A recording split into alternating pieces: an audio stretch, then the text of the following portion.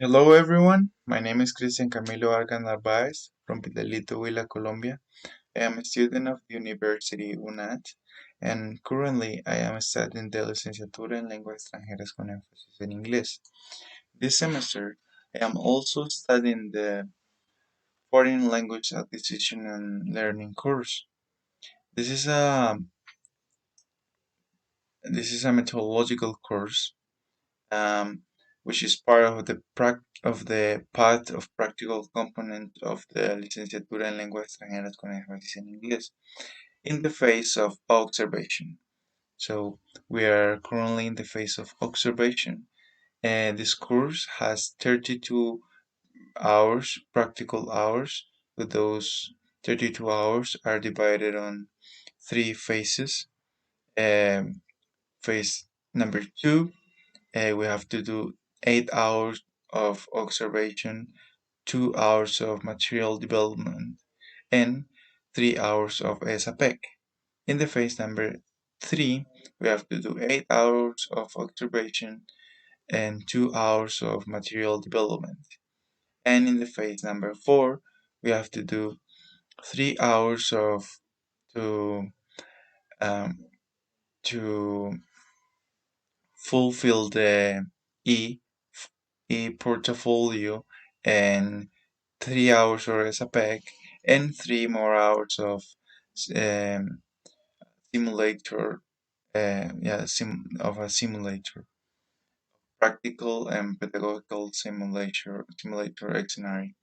um well, yeah, basically this course has 2 units, the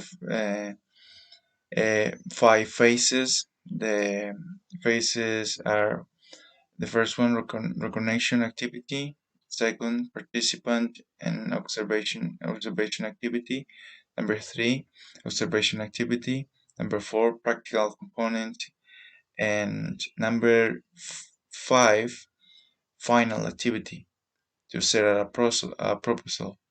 And the learning outcomes in the every phase.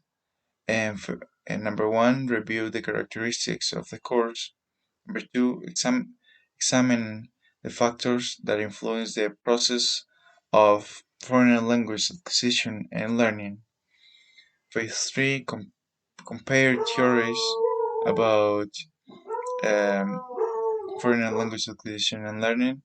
And phase number four, evaluate teaching strategies. Phase number five, and we have to set out a proposal. Um, 2 units. Unit number one, foreign language acquisition, from the theory to the practice. So that means this unit number one, it is focused on on several theories, how to how to acquire and learn a new language. Some of the theories has been uh, that people have been working on them since many years ago. The unit two is learning trends in foreign language. That means the new trends in the actuality, like the the new strategies and the how it's related with the new technologies of nowadays. Um, this course also talks about referentes normativos. Those are laws, resolutions, and decrees that the Education Ministry has established to regulate and to have an order and some like guidelines or rules to for the education, for the middle education, higher education, and for different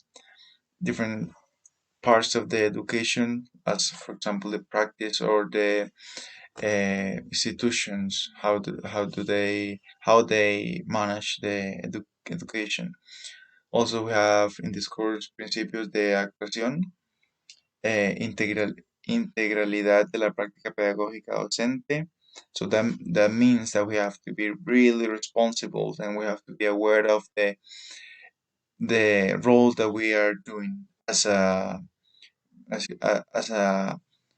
teachers in training, because we go to a school to do this phase of observation. So we have to be really respectful, and to try to do my best because we are representing the university. So that's something serious.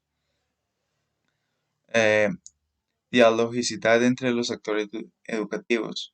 So this means like um, there is communication yeah, among different persons, different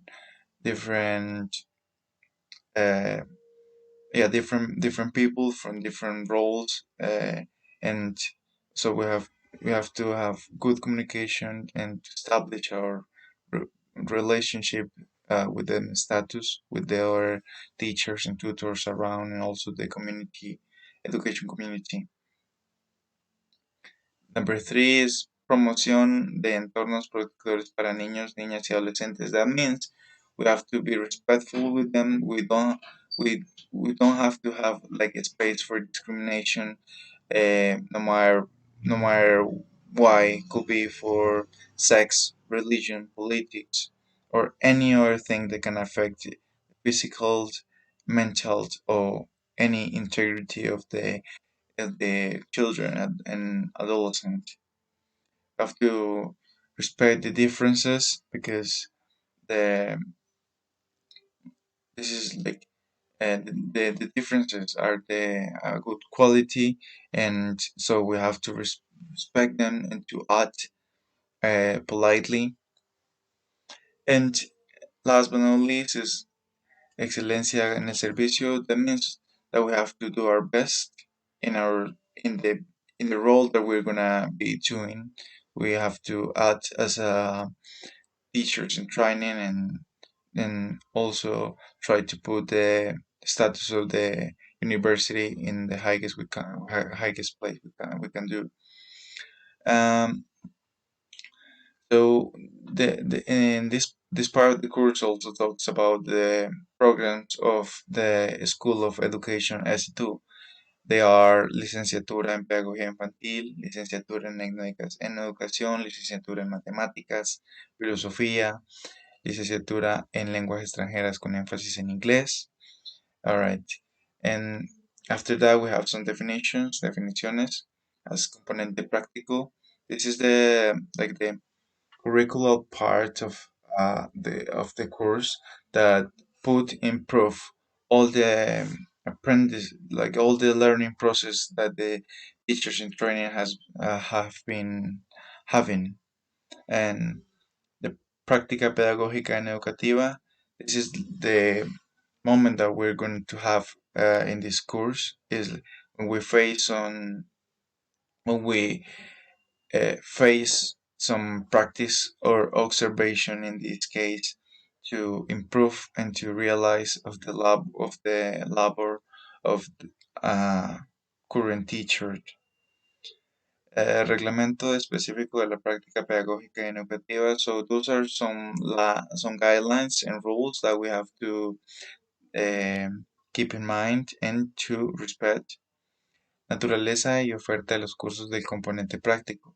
So this is about the type of course the componente práctico has. The componente práctico has the methodological and practical courses. The methodological, it is about the relation between the theory and the practice, and the practice courses are just just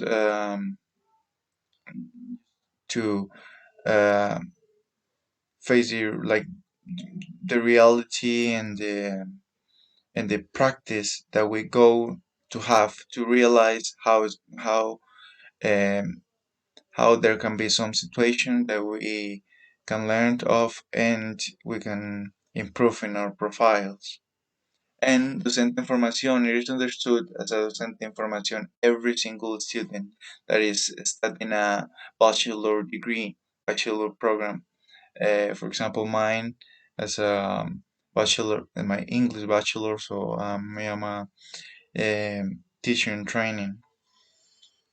There's a ruta pedagógica and educativa for uh, every program of the education school of SEDU. In my case, licenciatura en lenguas extranjeras con énfasis en inglés.